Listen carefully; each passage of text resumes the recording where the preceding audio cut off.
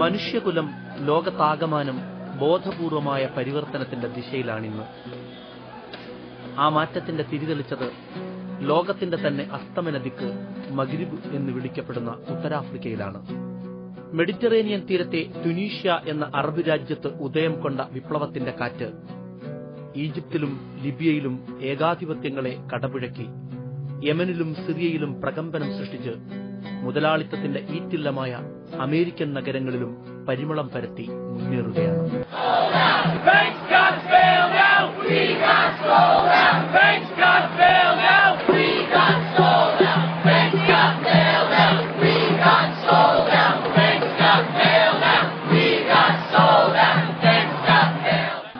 ജനങ്ങളുടെ സമരങ്ങൾ വിജയിക്കാനുള്ളതല്ല, ഭരണകൂടങ്ങൾ തോൽക്കാറുമില്ല എന്ന ഏകാധിപതികളുടെ ചിരവിചാരങ്ങളെ അസ്ഥാനത്താക്കിയ അത്ഭുതങ്ങൾക്കാണ് 2011 ആണ്ട് സാക്ഷ്യം വഹിച്ചത്. നീണ്ട നൂറ്റാണ്ടുകൾ രാജവാഴ്ച, അതിനുശേഷം വന്നത് കോളനി വാഴ്ച, അതിനുശേഷം വന്നത് ഏകാധിപതികളുടെ വാഴ്ച.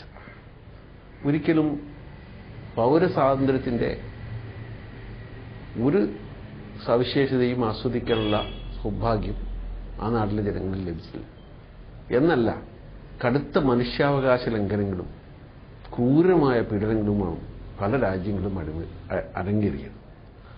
ഏകാധിപതികളാവട്ടെ സ്വാതന്ത്ര്യ നിഷേധവും മനുഷ്യാവകാശ ദംശനവും മാത്രമല്ല നടത്തിയത്. പൊതുഖജനാവ് ഏറ്റവും ഞെട്ടിപ്പിക്കുന്ന രീതിയിൽ നിരന്തരം കൊള്ളയടിക്കുകയാണ്. പിന്നെ തങ്ങളുടെ കാലം അവസാനിക്കാൻ പോകുന്നു എന്ന് മനസ്സിലാക്കിയപ്പോഴൊക്കെ അവര് സ്വന്തം കുടുംബത്തെ, മക്കളെ തന്നെ അല്ലെങ്കിൽ കുടുംബാംഗങ്ങളെ ആ സ്ഥാനത്തേക്ക് കൊണ്ടുവരാനാണ് ശ്രമിച്ചത്. ഇതിലൊക്കെ പൊറുതിമുട്ടിയ ജനങ്ങൾ എല്ലാവിധ അഭിപ്രായ വ്യത്യാസങ്ങൾക്കും അതീതമായി നടത്തിയ ഒരു ജനകീയ പോരാട്ടത്തിന്റെ അനന്തരഫലമാണ് ഇപ്പോൾ നമ്മൾ ഈ രാജ്യങ്ങളിൽ കാണുന്നത്.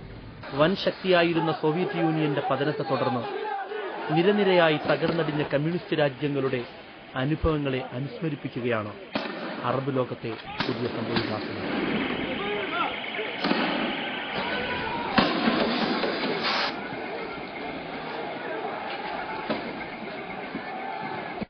എന്നാൽ സാമ്രാജ്യത്വ ശക്തികൾ അജണ്ട നിശ്ചയിക്കുന്ന വിനീത വിധേയ രാജ്യങ്ങൾ എന്ന അവസ്ഥയിൽ നിന്നു ഭിന്നമായി ജനങ്ങൾ തന്നെ ഭാഗധേയം നിർണയിക്കുന്ന രാഷ്ട്രീയ ശുഭസൂചനകളായാണ് അറബ് വസന്തം.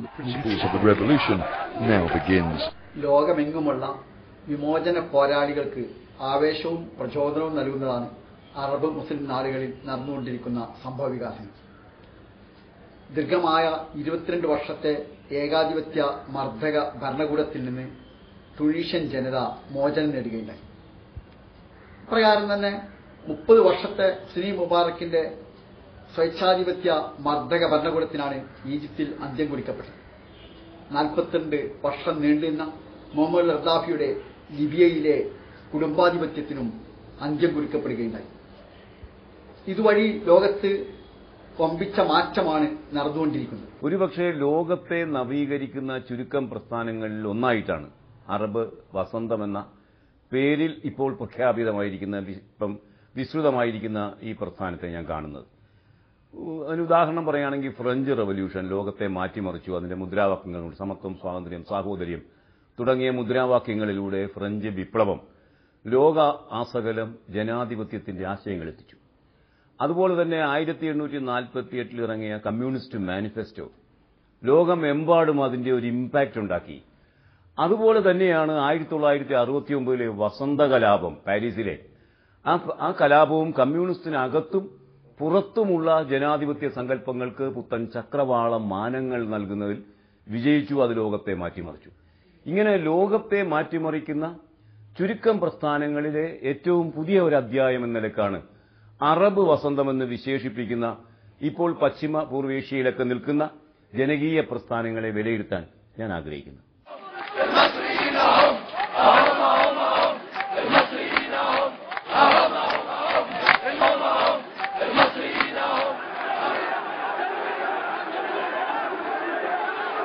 ജനങ്ങൾ കൂട്ടം കൂട്ടമായി ഒത്തുചേരുന്ന കത്തരങ്ങളിൽ നിന്ന് പോരാട്ടവീര്യത്തിന്റെ പുത്തൻ വീരഗാഥകൾ പിറന്നു.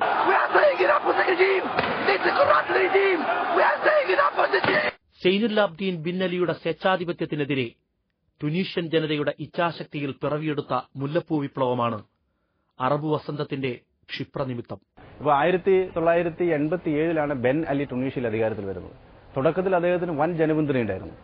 പക്ഷേ 90-കൾക്ക് ശേഷം അദ്ദേഹം നടപ്പാക്കിയിട്ടുള്ള തുടർച്ചയായിട്ടുള്ള ആഗോളീകരണ നയങ്ങൾ ബഹുഭൂരിപക്ഷം ജനങ്ങളെ സമൂഹത്തിന്റെ പിന്നാമ്പുറങ്ങളിലേക്ക് ആട്ടിപ്പായിച്ചു. തൊഴിലില്ലായ്മ അതിരൂക്ഷമായി. ഈ തൊഴിലില്ലായ്മ നവോദാരീകരണ നയങ്ങൾ സൃഷ്ടിച്ചിട്ടുള്ള തൊഴിലില്ലായ്മയോടുള്ള പ്രതികരണം എന്ന നിലയ്ക്കാണ് ബൗസൂസി എന്ന ചെറുപ്പക്കാരൻ ആത്മഹത്യ ചെയ്യുന്നത്.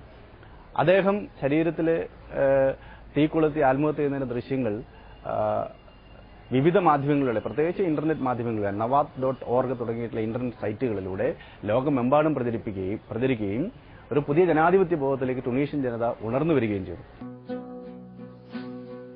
മുഹമ്മദ് ബുഅസീസിയുടെ ആത്മഹത്യയെ തുടർന്ന് ജനങ്ങൾ വിലക്കയറ്റത്തിനും തൊഴിലില്ലായ്മയ്ക്കും അഴിമതിക്കുമെതിരെ ജനാധിപത്യ രീതിയിലുള്ള പ്രക്ഷോഭം നയിച്ചു.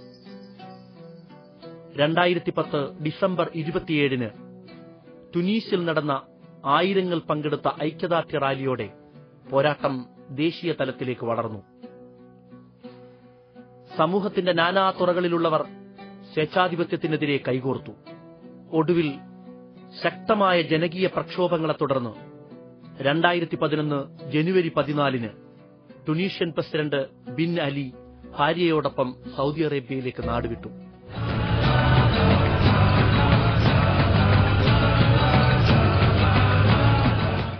അറബ് ജനതയെ സംബന്ധിച്ചിടത്തോളം മർമ്മപ്രധാനമായ 2 ലക്ഷ്യങ്ങളാണ് ഈ അറബ് വസന്തം എന്നറിയപ്പെടുന്ന ഈ ചെയിൻ റവല്യൂഷൻസിലൂടെ അവർ പുലർത്തിയിരുന്നത്.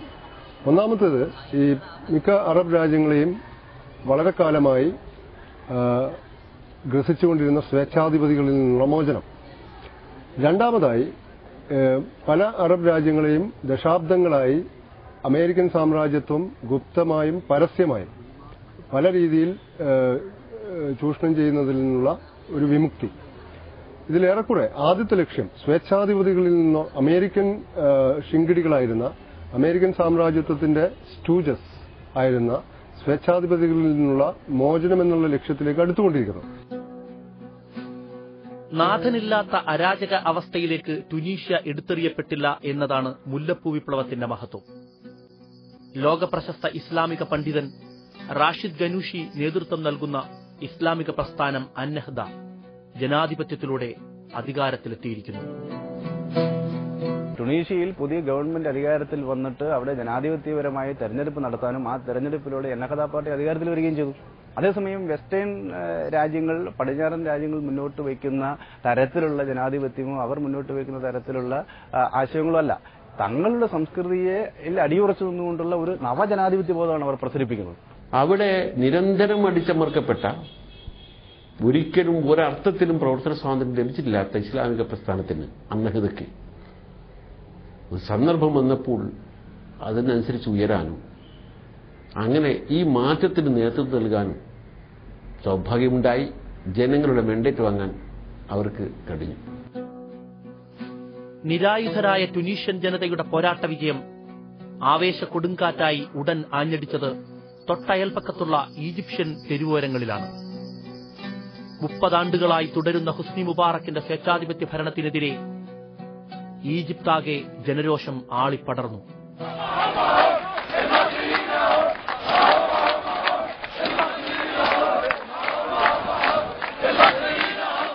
എത്രയോ നൂറ്റാണ്ടുകളായിട്ടില്ല. ഇപ്പോൾ ചുരുങ്ങിയത് ഒരു 50 വർഷക്കാലമായിട്ട് 1950കളിൽ തുടങ്ങി ഇന്ന് വരെ തുടർച്ചയായിട്ടുള്ള ഒരു സാമ്രാജ്യത്വ വിരുദ്ധ വികാരത്തിന്റെ അനുഭവമുള്ള ഒരു ജനതയാണ് അവിടെ ഉള്ളത്. അതുകൊണ്ട് ഇപ്പോൾ ഈജിപ്തിൽ നടന്നിട്ടുള്ള ലോകത്തെ പിടിച്ചുകുലുക്കിയ 18 ദിവസങ്ങൾ എന്ന് വിശേഷിക്കപ്പെട്ട ഈ ഈജിപ്ഷ്യൻ വിപ്ലവം 1917 റഷ്യൻ വിപ്ലവത്തെക്കുറിച്ച് പറയുന്ന ലോകത്തെ പിടിച്ചുകുലുക്കിയ 10 ദിവസങ്ങളാണ്. അപ്പം ആ റഷ്യൻ വിപ്ലവത്തിന് ശേഷം നടന്നിട്ടുള്ള അതിപ്രധാനപ്പെട്ട ഒരു വിപ്ലവം എന്ന് കരുതാവുന്ന രീതിയിലാണ് രാഷ്ട്രീയ വിമർശകർ ഈജിപ്ഷ്യൻ വിപ്ലവത്തെ ലോകത്തെ പിടിച്ചുകുലുക്കിയ 18 ദിവസങ്ങൾ എന്ന് വിശേഷിപ്പിച്ചത്. മർദ്ദക ഭരണത്തിന് കീഴിൽ പൗരസ്വാതന്ത്ര്യത്തിന്റെ ചെറുകണിക പോലും അനുഭവിക്കാൻ കഴിയാതിരുന്ന ജനതയുടെ നിലയ്ക്കാത്ത സമരവീര്യത്തിൽ ഈജിപ്ഷ്യൻ ഭരണത്തിന്റെ അടിത്തറ ഇളകിത്തുടങ്ങി.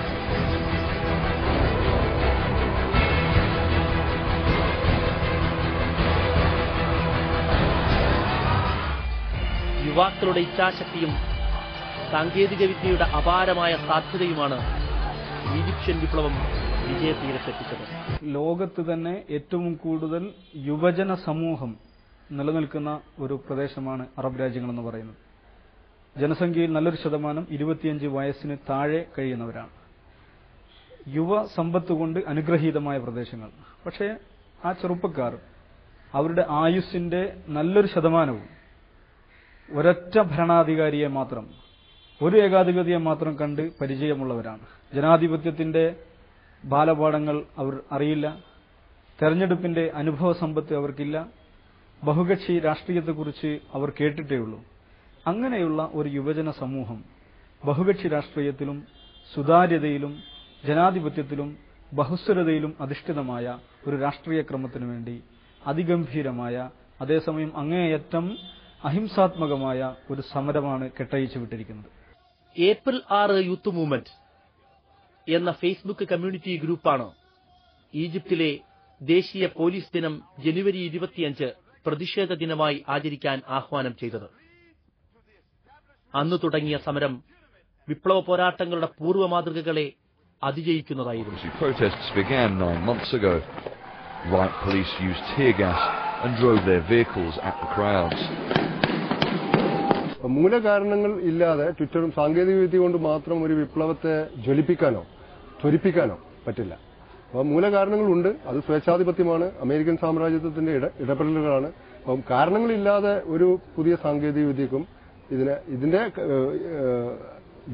പ്രവേഗത്തെ ത്വരിതപ്പെടുത്തി കൂടുതൽ പെട്ടെന്ന് കാര്യങ്ങൾ നടപ്പാക്കാൻ കഴിഞ്ഞു എന്നത് മാത്രമാണ് സാങ്കേതിക വിദ്യയിലൂടെ നടക്കുന്നത്.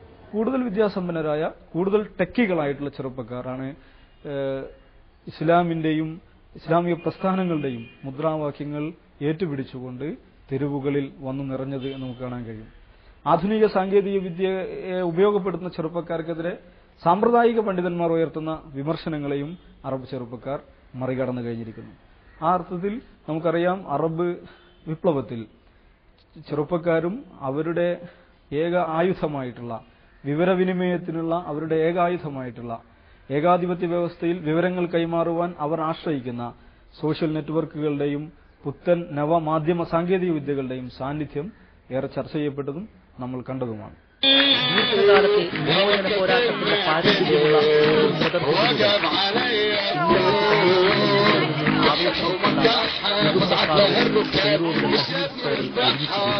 ഈജിപ്തിലെ കൃത്യമായും സ്വാതന്ത്ര്യ ചത്തുരത്തിൽ ജനങ്ങളെ അണിനിരത്തിക്കൊണ്ട് ഏറ്റവും സമാധാനപരമായ ഒരു നിരായുധ സ്വഭാവത്തോടു കൂടിയ ഒരു പരിവർത്തനത്തിന്, വലിയൊരു പരിവർത്തനത്തിന് ഉള്ള ഒരു ഭാവ സങ്കല്പം സൃഷ്ടിക്കുന്നതിന് അവിടുത്തെ ഇസ്ലാമിക പ്രതിരോധത്തിന് കഴിഞ്ഞിട്ടുണ്ട്. യുവാക്കളും കുട്ടികളും അമ്മമാരും വൃദ്ധജനങ്ങളുമെല്ലാം ഒത്തുചേർന്ന തഹ്രീർ സ്ക്വയർ മുന്നനുഭവമില്ലാത്ത ത്രസിപ്പിക്കുന്ന കാഴ്ചകളാണ് ലോകത്തിന് സമ്മാനിച്ചത്. മുബാറക്കിനെ അധികാരത്തിൽ നിന്ന് നിഷ്കാസിതനാക്കുന്നതുവരേക്കും ആ പോരാട്ടം തുടർന്നു.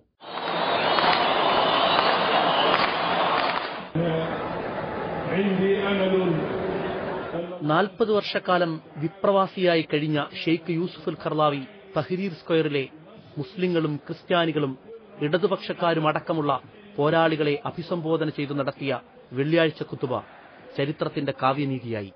ഈജിപ്തിലെ മർദ്ദക ഭരണകൂടം ജന്മദേശത്ത് പ്രവർത്തിക്കുവാനോ ജീവിക്കാനോ അദ്ദേഹത്തിന് സ്വാതന്ത്ര്യം നൽകിയിരുന്നില്ല.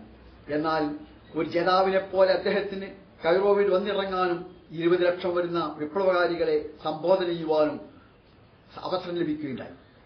ഈജിപ്തിലെ ജനകീയ പോരാട്ടമാണ് ഇതിന് സാഹചര്യം ഒരുക്കിയത്.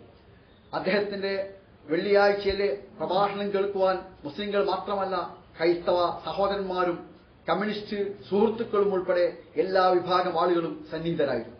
ഡോക്ടർ കർലാവി അഭിമുഖീകരിച്ച് സംസാരിച്ചത് മുഴുവൻ സമൂഹത്തോടുമായിരുന്നു. അടിച്ചമർക്കപ്പെടുന്ന മനുഷ്യരുടെ വിമോചനത്തിലുള്ള മാർഗമായി ഇസ്ലാമിൽ എങ്ങനെ വർത്തിക്കാൻ കഴിയും എന്നായിരുന്നു അദ്ദേഹം തന്റെ പ്രഭാഷണത്തിൽ ഊന്നിപ്പറഞ്ഞത്. ഈജിപ്തിനൊപ്പം തന്നെ യമനും ലിബിയയും സമരഭൂമികളായി പരിണമിച്ചിരുന്നു. രക്തരൂക്ഷിതമായിരുന്നു ലിബിയയിലെ അനുഭവം. നിഷ്ഠൂരമായ അക്രമങ്ങൾ കൊണ്ട് പ്രക്ഷോഭത്തെ കേണൽ ഖദ്ദാഫി നേരിട്ടപ്പോൾ നാറ്റോയുടെ സഹായത്തോടെ അവർ തിരിച്ചടിച്ചു. അതുകൊണ്ടുതന്നെ അറബ് വസന്തത്തിൽ ലിബിയ വേറിട്ടു നിൽക്കുന്നു. ലിബിയയിലൊക്കെ നമ്മൾ കാണുന്നത് അമേരിക്കയുടെ സാമ്രാജ്യത്വത്തിന്റെ റീകൊളണൈസേഷനാണ്. അപ്പോൾ ഗദ്ദാഫിയെ പോലുള്ളൊരു സ്വേച്ഛാധിപതിയിൽ നിന്ന് അവർ മോചനം നേടിയെങ്കിലും അമേരിക്കൻ സാമ്രാജ്യത്വത്തിന്റെ അജണ്ടകളിൽ നിന്ന് ലിബിയക്ക് മോചനമില്ല എന്നാണ് നാം കാണുന്നത്. 4 പതിറ്റാണ്ടിലധികം ഭരിച്ച ഗദ്ദാഫി ഒരിക്കലും ഒരർത്ഥത്തിലുള്ള കൂട്ടായ്മയും അദ്ദേഹം പൊറുപ്പിക്കേണ്ടായില്ല. സാംസ്കാരികമോ രാഷ്ട്രീയമോ സാമ്പത്തികവുമായ ഒരു ജനകീയ കൂട്ടായ്മയും അദ്ദേഹം പൊറുപ്പിച്ചില്ല. തൽഫലമായി അദ്ദേഹത്തിനെതിരെ വന്ന ഈ പ്രക്ഷോഭം അതിന് വ്യവസ്ഥാപിതമായ ഒരു നേതൃത്വം ഉണ്ടായില്ല എന്നുള്ളത് അതിന്റെ ഒരു പോരായ്മയാണ്. മാത്രമല്ല, വിദേശ ശക്തികൾക്ക് ഈ അവസരം ഉപയോഗിക്കാനും ഒരു പരിധിവരെ സാധിച്ചു. അത് ആശങ്ക ഉണ്ടാക്കുന്ന ഒരു മറുവശമാണ്. എങ്കിൽ പോലും നാറ്റോ വളരെ പെട്ടെന്ന് അവരുടെ സൈനികമായ നടപടികൾ അവസാനിപ്പിച്ചത്, അതുപോലെ തന്നെ താൽക്കാലിക ഗവൺമെന്റ് മുസ്തഫ അബ്ദുൽ ജലീലിന്റെ നേതൃത്വത്തിലുള്ള NTC അവരുടെ താൽക്കാലികമായ ചാർജ് എടുത്ത് അവര് കഴിയും വേഗം ഒരു ജനാധിപത്യപരമായ തെരഞ്ഞെടുപ്പ് നടത്തും, ജനപ്രതിനിധികളിലേക്ക് അധികാരം കൈമാറും, അങ്ങനെ രാജ്യത്തിന് സുസ്ഥിരമായ ഒരു ഭരണഘടന പ്രദാനം ചെയ്യും എന്ന് ഉറപ്പ് നൽകിയിട്ടുണ്ട്. അതുകൊണ്ട് അതിര് കവിഞ്ഞ ആശങ്കയ്ക്ക് ലിബിയയിലും സ്ഥാനമില്ല. 40 ആണ്ടിന്റെ ഖദ്ദാഫി യുഗത്തിന് അറുതി വരുത്താൻ നിരവധി മനുഷ്യജീവൻ ബലി നൽകേണ്ടി വന്നു. ഒടുവിൽ ഖദ്ദാഫിയും ക്രൂരമായി കൊല ചെയ്യപ്പെട്ടു. Brutal end for a brutal dictator. New video out of Libya shows Muammar Gaddafi was captured alive by revolutionary forces in Sirte. He can be seen here bloodied and being pushed around by armed men. Later footage showed fighters rolling Gaddafi's dead body over on the pavement. President Saleh അധികാരഭ്രഷ്ടനാക്കപ്പെട്ടില്ലെങ്കിലും Arab വസന്തത്തിലെ ഏറ്റവും മഹിതമായ അധ്യായമാണ് യമനിൽ നടക്കുന്നത്. യമനിൽ അബ്ദുള്ള സാലിഹിന്റെ ഭരണകൂടം അതിനെതിരായ ജനകീയ പക്ഷവും ഇപ്പോൾ അതിന്റെ മൂർധന്യത്തിലേക്ക് നീങ്ങിക്കൊണ്ടിരിക്കുന്നു. ഒരു പക്ഷേ അദ്ദേഹത്തിന് തന്റെ മുൻഗാമികളുടെ, അതായത് ലിബിയയിലെ ഖദ്ദാഫിക്കും അതുപോലെ തുനീഷ്യയിലെ ബിന്നലിക്കും ഈജിപ്തിലെ ഹുസ്നി മുബാറക്കിനും സംഭവിച്ച അതേ ദുര്യോഗം തന്നെയും കാത്തിരിക്കുന്നു എന്ന തിരിച്ചറിവുണ്ടായാൽ അദ്ദേഹം ഒരു ഒത്തുതീർപ്പിന് വഴങ്ങാൻ സാധ്യതയുണ്ട്. അത് യമനിലെ മാറ്റത്തെ കുറെ കൂടി സമാധാനപരമാക്കിയേക്കാം. ജനതയുടെ ആത്മാഭിമാനം ഉയർത്തുന്നതിനും സ്വാതന്ത്ര്യത്തിനും വേണ്ടിയുള്ള പോരാട്ടത്തിന് നേതൃത്വം നൽകുന്നത് തവക്കുൽ കർമാൻ എന്ന ഹിജാബ് ധരിച്ച അറബ് വനിതയാണ്.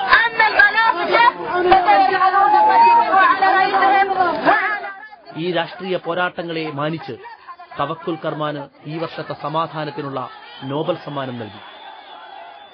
വിപ്ലവാവേശത്തിന്റെ ആഗോള പ്രതീകങ്ങളായി അറബ് വനിതകൾ പ്രതിഷ്ഠിക്കപ്പെടുന്നതിന്റെ സൂചന കൂടിയാണ് ഈ പുരസ്കാരലബ്ധി. നിഷ്ഠൂരമായ അടിച്ചമർത്തലിന് നിർവീര്യമാക്കാൻ കഴിയാത്ത പ്രക്ഷോഭത്തിനാണ് സിറിയ സാക്ഷ്യം വഹിക്കുന്നത്. ബഷാർ അൽ അസദിന്റെ 4 പതിറ്റാണ്ട് പിന്നിട്ട സ്വേച്ഛാധിപത്യത്തെ തുരത്താതെ പിന്മാറുകയില്ല എന്ന ദൃഢനിശ്ചയത്തിൽ മുന്നേറുകയാണ് സിറിയൻ ജനത. സിറിയയിൽ ബഷർ അൽ അസദിനെതിരെ വളരെ ശക്തമായിട്ടുള്ള ജനകീയ പ്രക്ഷോഭം നടന്നുകൊണ്ടിരിക്കുകയാണ്.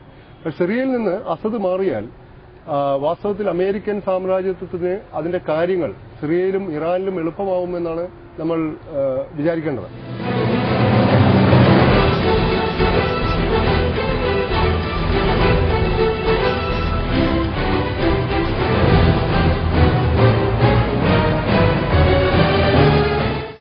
ഈ ഭരണാധികാരികളൊക്കെ പിടിച്ചു നിന്നത് സെക്യുലറിസത്തിന്റെ പേരിലാണ്. മതയാഥാസ്ഥികത്വത്തിനും മതാന്തതയ്ക്കുമെതിരായിട്ടാണ് ഞങ്ങൾ നിലയുറപ്പിച്ചത്, അല്ലെങ്കിൽ തീവ്രവാദികളും ഭീകരവാദികളുമായ മതമൗലികവാദികൾ അധികാരം കൈയടക്കുമെന്ന് തെറ്റിദ്ധരിപ്പിക്കുന്ന ഒരു പ്രചരണമായിരുന്നു ഈ എല്ലാ ഏകാധിപത്യങ്ങളും നടത്തിക്കൊണ്ടിരുന്നത്. അതിൽ പാശ്ചാത്യ മീഡിയ, പാശ്ചാത്യ നിരീക്ഷകർ ഒക്കെ തന്നെ വിഷമതരായി.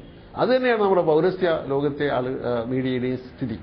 അതുകൊണ്ടാണ് ഇങ്ങനെ ഒരു അമ്പരപ്പിക്കുന്ന പെട്ടെന്നുള്ള യാദൃച്ഛികമായ ഒരു മാറ്റമാണെന്നൊക്കെ പറയുന്നു. സത്യത്തിൽ അവിടെയൊക്കെ വളരെ വ്യവസ്ഥാപിതമായും വളരെ ആസൂത്രിതമായും നടക്കുന്ന ഇസ്ലാമിക പ്രസ്ഥാനങ്ങൾ ഉണ്ടായിരുന്നു.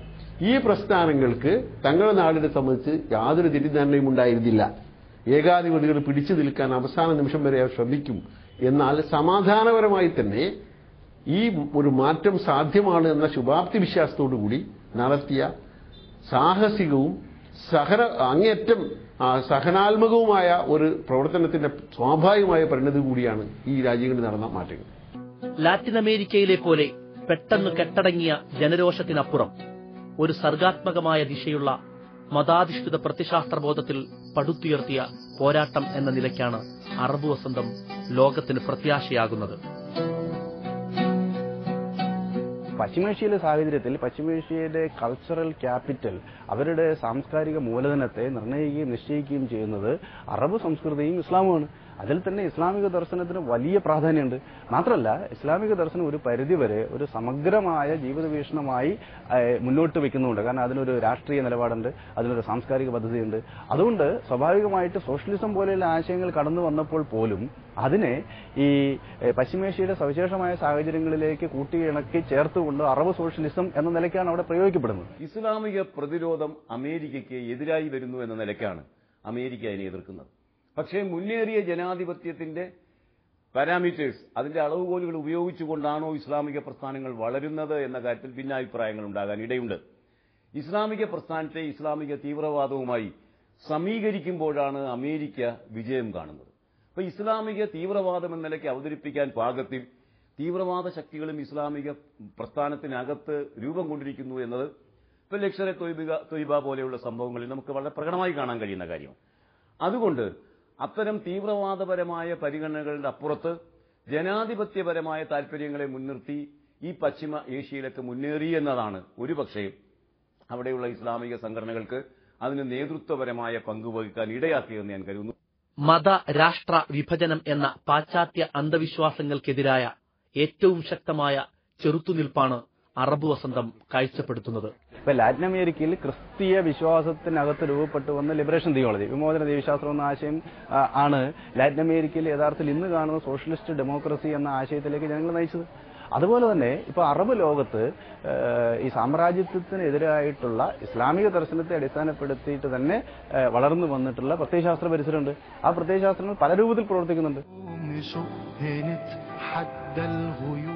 ആഗോള മുതലാളിത്തത്തിനും അധിനിവേശങ്ങൾക്കുമെതിരെ ഇസ്ലാമിക നവജാഗരണം പകർന്ന ശുഭപ്രതീക്ഷ അറബ് ലോകത്തിന് കരുത്തു പകർന്നെങ്കിൽ അതിന്റെ അലയൊലികളാണ് അമേരിക്കയിലെ വാൾസ്ട്രീറ്റിലും ഇന്ത്യൻ തെരുവീഥികളിലും സമരവീര്യമായി പരിണമിച്ചത്.